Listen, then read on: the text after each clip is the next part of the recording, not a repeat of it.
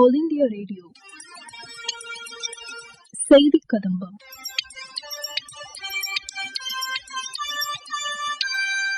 இன்றைய செய்தி கதம்பத்தில் மத்திய அரசின் சமூக வலைதள பதிவுகள், கோயம்புத்தூர் மாவட்டத்தில் நமது லட்சியம் வளர்ச்சியடைந்த பாரதம் யாத்திரை நிகழ்ச்சி மற்றும் கோவை பொள்ளாச்சி இடையே முன்பதிவு இல்லாத ரயில் சேவை துவக்க விழா கோவை ரயில் நிலையத்தில் நடைபெற்றது. இதில் கலந்து கொண்ட மத்திய தகவல் ஒலிபரப்புத்துறை இணையமைச்சர் டாக்டர் எல் முருகன் ஆற்றிய உரை மற்றும் நமது லட்சியம் வளர்ச்சியடைந்த பாரதம் யாத்திரையின் ஒரு பகுதியாக மதுரை மற்றும் ராணிப்பேட்டை மாவட்டங்களில் நடைபெற்ற விழிப்புணர்வு நிகழ்ச்சி உள்ளிட்டவை இடம்பெறுகின்றன. முதலில் மத்திய அரசின் சமூக வலைதள பதிவுகள்.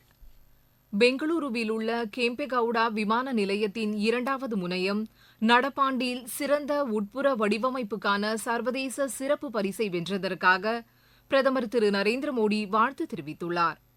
மத்திய அரசின் கடனுதவி திட்டங்கள் சுய வேலைவாய்ப்பினை ஊக்குவிக்கிறது என்று உள்துறை அமைச்சர் திரு அமித்ஷா கூறியுள்ளார். நாடு முழுவதும் உள்கட்டமைப்பு வசதிகளை மேம்படுத்துவதற்காக பல்வேறு திட்டங்கள் செயல்படுத்தப்பட்டுள்ளன என்று மத்திய இணையமைச்சர் டாக்டர் எல் முருகன் தெரிவித்துள்ளார். ஆஸ்திரேலியாவுக்கு எதிரான மகளிர் டெஸ்ட் கிரிக்கெட் போட்டியில் வென்று சாதனை படைத்த இந்திய மகளிர் அணிக்கு மத்திய அமைச்சர்கள் திரு அமித்ஷா மற்றும் திரு அனுராக் தாக்கூர் வாழ்த்து தெரிவித்துள்ளனர். கோயம்புத்தூர் மாவட்டம் காரமடை பகுதியில் நமது லட்சியம் வளர்ச்சியடைந்த பாரதம் யாத்திரை நிகழ்ச்சியில் கலந்து கொண்டு பேசினார் மத்திய தகவல் ஒலிபரப்புத்துறை இணையமைச்சர் டாக்டர் எல் முருகன். அவர் பேசுகையில், அடுத்த 25 ஆண்டுகளுக்கான பட்ஜெட்டாக அடிப்படை கட்டமைப்பை உருவாக்குவதற்கான பட்ஜெட்டை நாம் கொடுத்துக் கொண்டிருக்கின்றோம். நம்மளுடைய புது பாராளுமன்றம் இன்னைக்கு எல்லாரும் உறுதிமொழி எடுத்தோம். அப்ப என்ன சொன்னோம்? காலனித்துவ மனநிலையிலிருந்து வெளியில வரணும் அப்படின்னு. அதுக்காக தான் புது பாராளுமன்றத்தை நாம கட்டணும். அதுக்கு முன்னாடி இருந்த பாராளுமன்றம் வெள்ளக்காரங்க கட்டியிருந்த பாராளுமன்றம். முதல் முறையாக 75 ஆண்டுகளுக்கு பிறகு நம்மளுடைய பாரத தேசத்தின் மூலமாக கட்டப்பட்ட பாராளுமன்றம். அந்த பாராளுமன்றத்துல ஒரு சிறப்பு கூட்டம் கொண்டு வந்தாங்க. அந்த சிறப்பு கூட்டம் லோக்சபாவும் ராஜ்யசபாவும் ஒரே நாள்ல நடந்தது. அந்த ஒரே நாள்ல ஒரே மசோதா தான் நிறைவேற்றப்பட்டது.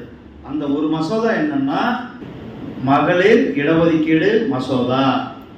75 ஆண்டுகள் யாரும் பண்ணாத மசோதாவை முதல் முறையாக நம்மளுடைய செலவுல கட்டப்பட்ட, நம்மளுடைய இந்திய தொழில்நுட்பத்தில், நம்மளுடைய பாரம்பரியத்தில் கட்டப்பட்ட பாராளுமன்றத்தில் ஒரு சிறப்பு கூட்டம் கூட்டி அந்த சிறப்பு கூட்டத்தில் ஒரே ஒரு மசோதா, ஒரே ஒரு சட்டம் இயற்றப்பட்டது. அந்த ஒரே ஒரு சட்டம் என்னன்னா நம்மளுடைய சகோதரிகள், நம்மளுடைய தாய்மார்களுக்கு இடஒதுக்கீடு 33% இடஒதுக்கீடை கொடுத்து ஒரு வரலாற்று சிறப்புமிக்க தீர்மானத்தையும் சட்டத்தையும் கொண்டு வந்தது நம்மளுடைய பிரதமர் திரு நரேந்திர மோடிஜி அவர்கள் கொண்டு வந்தார். அதே நேரத்தில் இன்றைக்கு நம்முடைய தாய்மார்களுடைய மேம்பாட்டுக்காக, நம்முடைய சகோதரிகளுடைய மேம்பாட்டுக்காக வங்கிகள் கடந்த 10 வருஷமாக முத்ரா லோன் திட்டத்தை நாம் கொடுத்து கொண்டிருக்கிறோம். 10 லட்ச ரூபா லோன் வாங்குறீங்க. இந்த லோனுக்கு கேரண்டி யாரு? இதுக்கு முன்னாடிலாம் உங்களுக்கு கேரண்டி கேட்பாங்க. பேங்க் போனா என்ன கேட்பாங்க? சொத்து பத்திரம் கொண்டு வாங்க, வீட்டு பத்திரம் கொண்டு வர்றாங்க. ஆனா இன்னைக்கு உங்களுக்கு கேரண்டி கொடுக்கறது யாரு? இன்னைக்கு கூட உங்களுக்கு பேங்க்ல இருந்து 10 லட்ச ரூபாய் 20 லட்ச ரூபாய்க்கு உங்களுக்கு கடன் அட்டை கொடுக்க போறாங்க, அல்லது குரூப்புகளுக்கு கடன் கொடுக்க போறோம். இதுக்கு கேரண்டி யாரு? நீங்க எந்த கேரண்டி கொடுக்கல. மோடியினுடைய உத்தரவாத வாகனம் கேரண்டி கொடுக்கிறாரு. மோடிஜி கேரண்டி கொடுக்கிறாரு. உங்களுக்காக நான் என்னுடைய தாய்மார்களுக்கு, என்னுடைய சகோதரிகளுக்காக நான் கேரண்டி கொடுக்கிறேன்ட்டு நம்மளுடைய மோடிஜி கேரண்டி கொடுக்கிறாரு. அதனாலதான் இன்றைக்கு பொருளாதாரத்தில் நம்மளுடைய தாய்மார்கள் தன்னிறைவு பெற்றுகின்ற சூழ்நிலை உருவாக்கப்பட்டிருக்கிறது. நீங்க இன்னைக்கு யாரையும் கையேந்த வேண்டிய சூழ்நிலை இல்லை. நீங்க சொந்த காலில் ஒரு சின்ன சின்ன தொழில் செய்றீங்க. நீங்க இன்னைக்கு அவர்களை பாதுகாக்கிறீங்களோ இல்லையோ, நீங்க அவர்களுக்கு உணவு கொடுப்பதற்கான வேலை செய்கிறோ இல்லையோ, அவர்கள் சொந்த காலில் நின்று சொந்தமாக சுயமாக தன்னுடைய சுயசார்பு இண்டிபெண்டன்ட் எக்கனாமிக் பொருளாதாரத்தில் நம்மளை இன்னைக்கு கொண்டு வந்து இந்த அளவுக்கு நிறுத்தியிருக்கிறாருன்னா அது நம்மளுடைய பிரதமர் திரு நரேந்திர மோடிஜி அவர்கள் நம்முடைய தாய்மார்களுக்கும் சகோதரிகளுக்கும் ஒரு தன்னிறைவு பொருளாதாரத்திற்காக தான் முத்ரா வங்கி திட்டத்தை நிறைவேற்றி கொண்டிருக்கிறார். அதே போலதான் இன்றைக்கு சுயநிதி என்று சொல்லக்கூடிய தெருவார வியாபாரிகள், அவர்களுக்கு எந்தவித கேரண்டியும் கிடையாது. முதல்ல 10,000 ரூபாய் லோனு, அதை கட்டி முடிச்சிங்கன்னா 20,000 ரூபாய் லோனு, அதை கட்டி முடிச்சிங்கன்னா 50,000 ரூபாய் லோனு, டிஜிட்டல் டிரான்சாக்ஷன் பண்ணா அதற்கான ஒரு ஊக்கத்தொகை, இப்படி உங்களுக்கான தொழில் முனைவோர்களாக மாற்றுவதற்காக கேரண்டியை நம்மளுடைய மோடி அவர்களுடைய இந்த உத்தரவாத வாகனம் வருது. பின்னர் கோவை பொள்ளாச்சி இடையே முன்பதிவு இல்லாத ரயில் சேவையை துவக்கி வைத்த பின் செய்தியாளர் சந்திப்பில் மத்திய தகவல் ஒலிபரப்புத்துறை இணையமைச்சர் டாக்டர் எல் முருகன் அவர் பேசும்போது, கோயம்புத்தூருக்கும் பொள்ளாச்சிக்கும் இடையில முன்பதிவு இல்லாத ரயிலானது இயக்க வேண்டும் என்பது இந்த பகுதி மக்களினுடைய கோரிக்கை. பொள்ளாச்சியை சார்ந்த திரு வசந்தராஜன் அவர்கள் கடந்த நவம்பர் 5ஆம் தேதி அன்றைக்கு இது சம்பந்தமாக எங்களுக்கு ஒரு கோரிக்கை வைத்தார்கள். அந்த கோரிக்கை உடனடியாக ரயில்வே அமைச்சரிடத்தில் எடுத்து சென்று ஒரே மாதத்துக்குள்ள ரயில்வே போர்டுல ரயில்வே அமைச்சர் வரலும் அப்ரூவல் கொடுத்து இன்றைக்கு ரயிலும் தொடக்கி வைக்கப்பட்டிருக்கிறது.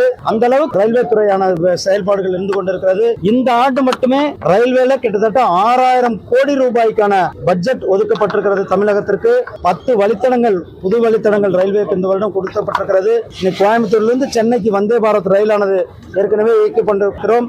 சென்னையிலிருந்து திருநெல்வேலிக்கு வந்தே பாரத் ரயிலானது இயக்கப்படுகிறது.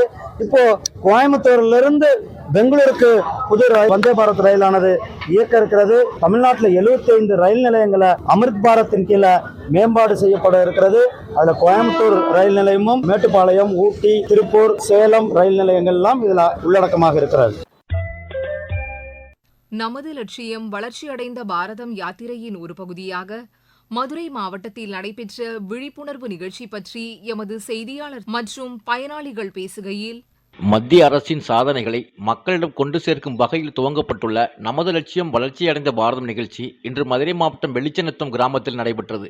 இந்நிகழ்வில் மத்திய அரசின் பல்வேறு மக்கள் நலத் திட்டங்கள் குறித்து துறை சார்ந்த அலுவலர்கள் பொதுமக்களுக்கு விரிவாக விளக்கமளித்தனர்.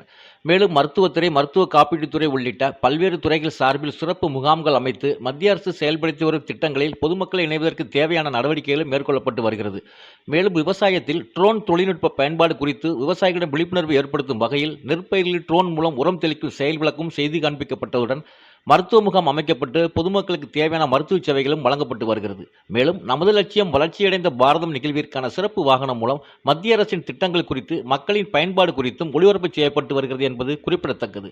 பிரதம மந்திரியின் 5 லட்சம் ரூபாய் மருத்துவ காப்பீடு திட்டத்தில் பயனடைஞ்சிருக்கேன். என்னோட பேர் அன்னலட்சுமி. என்னோட ஃபேமிலி மெம்பர்ஸுக்கு ஆஞ்சியோகிராம் டெஸ்ட்டில் எனக்கு 5 லட்சம் ரூபாய் காப்பீடு ரொம்பவே பயனுள்ளதாக இருந்துச்சு. இது பிரைவேட் ஹாஸ்பிட்டல்லையுமே கவர்மெண்ட் ஹாஸ்பிட்டல்லையுமே எனக்கு நல்லாவே பயனடைஞ்சது. என் பேர் ராஜலட்சுமி. நான் வாடகை வீட்டில் தான் குடியிருக்கோம். விறகு அடுப்புனால ரொம்ப கஷ்டப்பட்டோம். இப்போ மத்திய அரசு சிலிண்டர் கொடுத்தனால ரொம்ப பயனா இருக்கு. விறகுலாம் வெளியே தேடணும், முன்னாடி இப்போ தேட வேண்டிய அவசியம் இல்லை. ரொம்ப பயனா இருக்கு. என்னோட பெயர் அங்காளீஸ்வரி. எங்களுக்கு நாங்கள் வீடு வாடகை வீட்டில் தான் இருந்தோம். ரொம்ப கஷ்டப்பட்டுக்கிட்டு இருந்தோம். எங்களுக்கு ஒரு வீடு, சொந்த வீடு கட்டணும் அப்படின்னு சொல்லி எங்களுக்கு ஒரு கனவாக இருந்துச்சு. அது பாரத பிரதமருடைய உதவியோட நாங்கள் இப்போ அவரோட வீடு கட்டி இப்போ எங்கள் சந்தோஷத்தை நிறைவேற்றிட்டாங்க.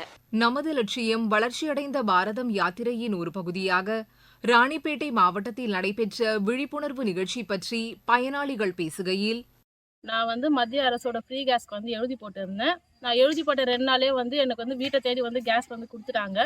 ஃபர்ஸ்டெல்லாம் நான் விறகு அடுப்பில் சமைச்சிட்டு இருப்பேன். மழை பெஞ்சா விறகெல்லாம் நனைஞ்சிடும். அடுப்பில் ஆக்க ரொம்ப கஷ்டப்பட்டேன். இப்போ கேஸ் அடுப்பு வச்சு நான் ஃப்ரீயாக சீக்கிரமாக ஆக்கி முடிச்சிடுறேன். பசங்களெல்லாம் சீக்கிரமாக ஸ்கூலுக்கு அனுப்பிச்சிடுறேன். வீட்டுக்கார வேலைக்கு சீக்கிரமாக அனுப்பிச்சிடுறேன். முன்னாடிலாம் எங்கள் கிராமத்தில் ஒரு தெருவுக்கு ஒரு குழா தாங்க இருக்கும். இப்போ மோடி அரசு வந்ததுக்கு அப்புறமா ஆளுக்கு வீட்டுக்கு ஒரு குழா வந்ததுனால தண்ணி பிரச்சனை இல்லாமல் நாங்களாம் தண்ணி வீட்டிலே இருந்து பிடிச்சிக்கிறோம். இத்தனை நாள் நாங்கள் குடம் மாட்டு தெருக்குழாவில் போய் அலையாமல் வீட்டில் இருந்தே நாங்கள் ஈஸியாக தண்ணிலாம் பிடிச்சிக்கிறோம். இந்த திட்டம் எங்களுக்கு ரொம்ப பயனுள்ளதாக இருக்குது.